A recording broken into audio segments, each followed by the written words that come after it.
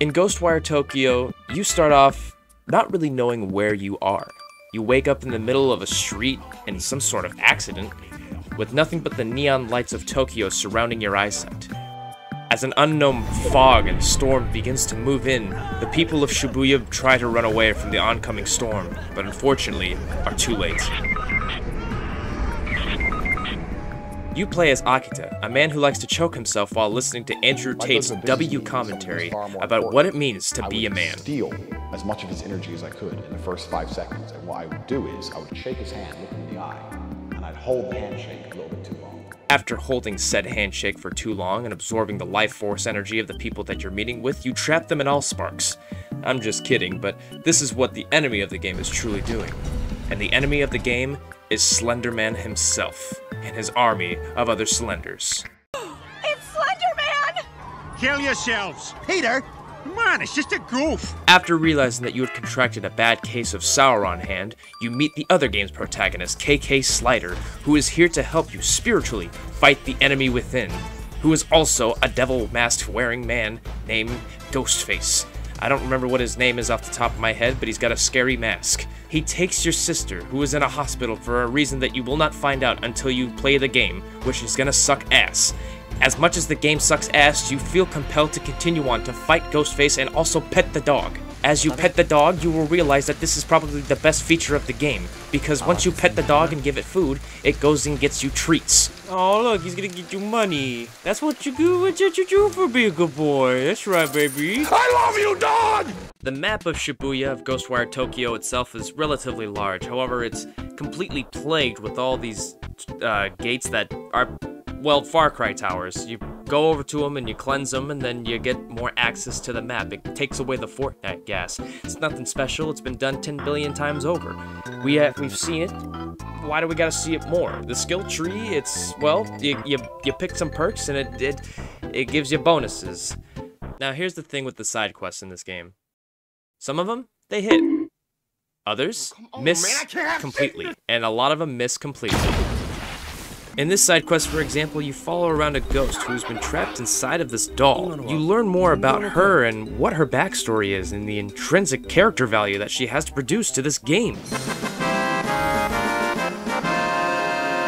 And then in other quests, you go and you kill the chubby door demon. Oh, look at here, he's such a cutie. Wait, no, don't make me do it! No!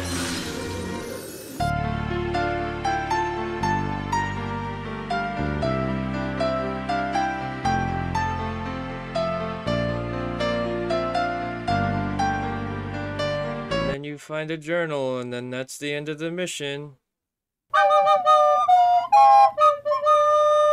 I could go on about the combat features of Ghostwire Tokyo, but it's subjective data that I don't want to submit you to because you gotta experience that part for yourself. For me personally, I think the combat is, well, mid. However, there is a plethora and a wide variety of enemy AI that you can boom boom and skeet skeet on. Even Lady D from Resident Evil 8 makes an appearance and makes my willy jump right out of my pants. While Ghostwire Tokyo has many implements of stealth mechanics within its game, you're better off just going in guns blazing. Excuse me, fingers blazing. If I had to summarize and cliff note the combat experience of Ghostwire Tokyo in one sentence, it would be finger your enemies into submission.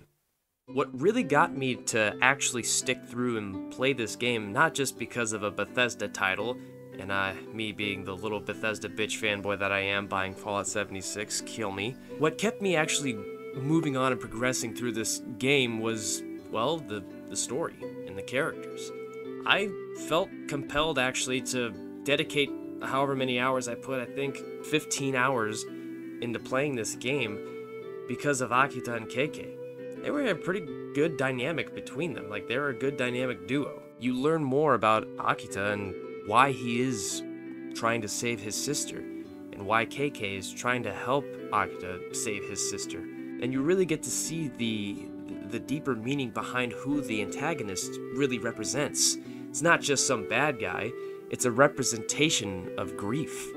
Akita is a person, you, me, the character, who almost falls into that sense of grief. Akita has lost his mother, his father, and now his sister is almost about to be, gonzo bye-bye in the hospital. And he's just trying to hold on to that last piece of family that he has left.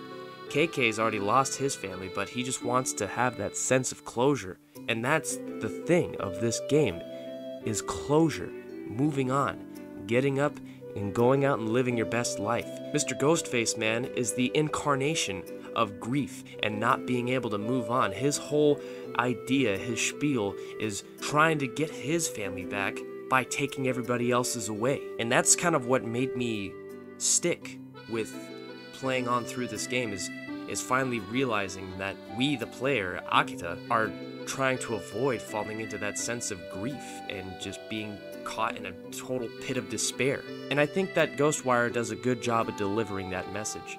And I was like, wow, that was a pretty compelling ending. It was a pretty slow build-up, not gonna lie. And the gameplay is not gonna be like, man, this is the most fucking coolest shit ever. I just wanna point my fingers at people and shoot them. Yeah! Woo! But the dynamic of the characters and then the slow unraveling of what this world truly represents and what the characters truly represent, that is what is gonna catch you off guard and make you go, huh, maybe it was worth actually playing this game. So that's my take on Ghostwire Tokyo. What did you guys think if you played it at all? Are you gonna jump into it, or are you just gonna blatantly ignore it like the general population? Let me know what you think down below. And this is Johnny with Spectrum TV, signing off.